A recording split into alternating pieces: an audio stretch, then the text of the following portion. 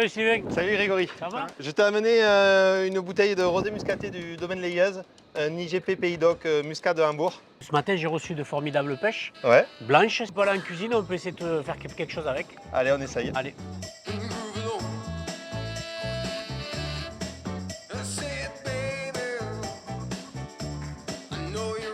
Je vais ouvrir la bouteille Grégory de rosé muscaté du domaine Leyeuse, un IGP Pays d'Oc 100% muscat d'Hambourg. Ouais.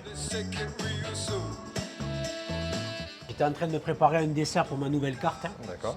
À base de pêche, de citron, d'olive et d'huile d'olive. Moi, le fruit que je ressens, la fraîcheur, je pense qu'on va pouvoir essayer de faire quelque chose.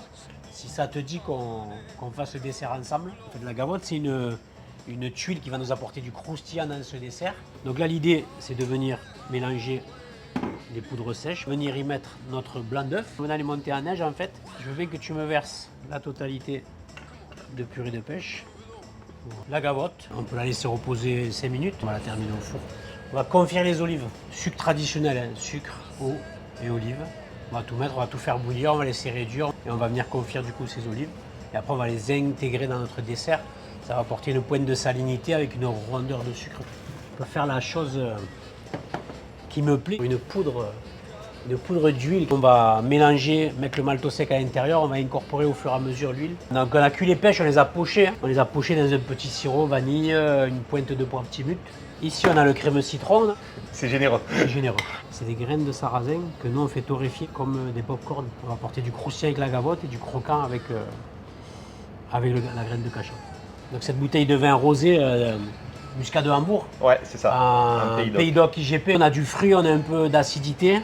Bien rond, on va apporter du citron, encore de l'acide, mais là on va avoir de l'acide doux, de l'acide gras, l'olive confite, la pêche avec de la fraîcheur, la gavotte, la poudre d'huile d'olive et le cacha et on les redégustera avec.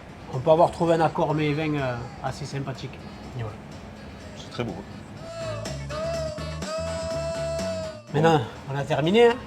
Il n'y a plus qu'à. Eh ben on y va. On y va. On va déguster tout ça.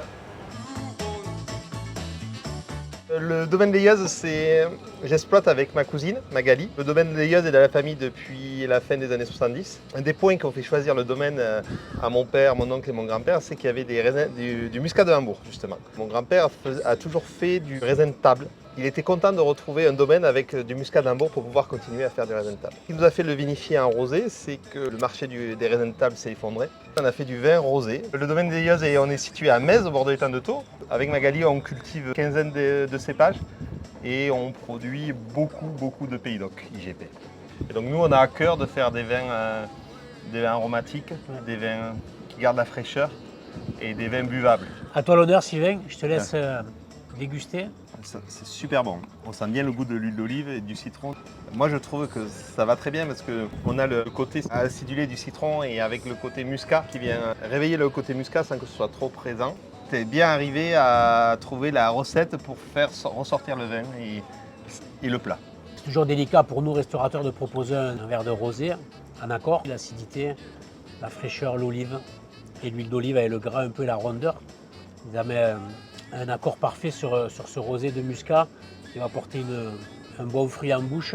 Peut-être à nous restaurateurs de faire un travail un petit peu plus poussé avec les vignerons et notamment avec l'avantage des IGP Pays d'Oc sur les monocépages et de partir chercher des accords avec les vignerons en rosé.